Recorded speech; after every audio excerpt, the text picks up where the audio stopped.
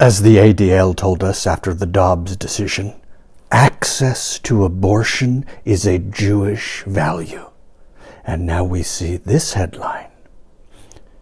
Indiana judge blocks pro-life law, claiming it violates religious freedom.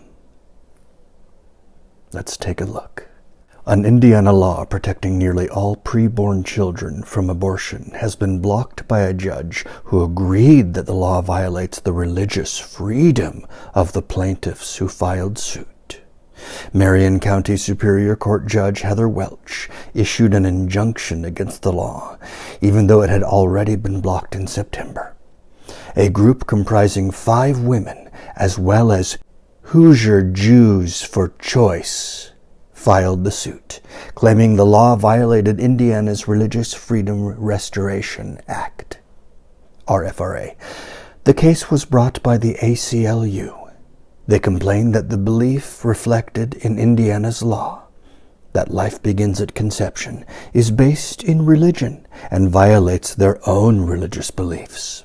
Quote, for example, under Jewish law, a fetus attains the status of a living person only at birth, the lawsuit reads.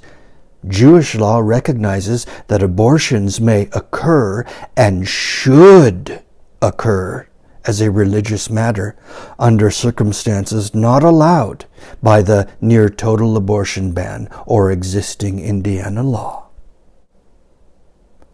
And should occur as a religious matter. In other words, fetal infanticide is indeed a Jewish sacrament, as E. Michael Jones has said. Now, forwarding through the story a bit, the question of when a distinct human organism begins to exist is not a religious one, but one of science, and science is clear on exactly when that life begins.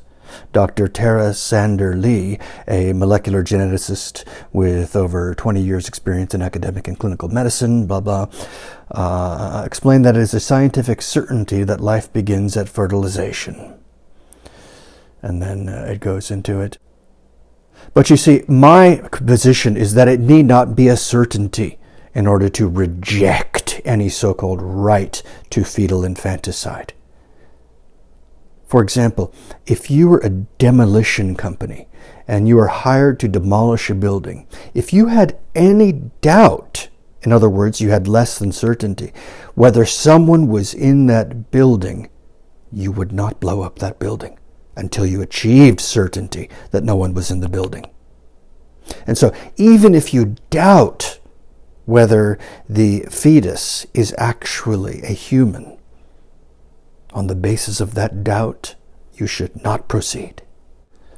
Okay, now let's look at this.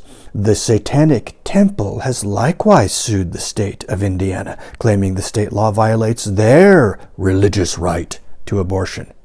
Previously, the Satanic Temple unsuccessfully attempted to prevail with this tactic in states like Mississippi, recently going so far as to turn abortion into a so-called religious right of the temple. However, the temple was not included in this lawsuit. And finally, at the end here, Ken Falk, the ACLU of Indiana legal director, said, this decision represents another crucial victory for abortion access, and we will continue to fight this ban until it is blocked for good. Thus speaks a slave of Satan. The ACLU, aligned with the Satanic Temple, aligned with the perfidious Jews. Actually, the ACLU itself is a Jewish organization, as our Lord said at John 8:44. You are the children of your father, the devil, a liar and a murderer from the beginning. Who was he speaking to? The perfidious Jews. And as E. Michael Jones explains, that's when the Jews became perfidious, that is, without faith, when they rejected Christ in their midst, the Messiah in their midst, come to save them. At that point, they became the forces of Antichrist, the vanguard of Antichrist, anti-logos. Read this book and other books here at Fidelity Press. If you wish to understand how the Jews and those with Judaized minds have fallen so low that they now advocate fetal infanticide, the slaughter of the most innocent and defenseless among us, as a sacrament, then I urge you to read this book.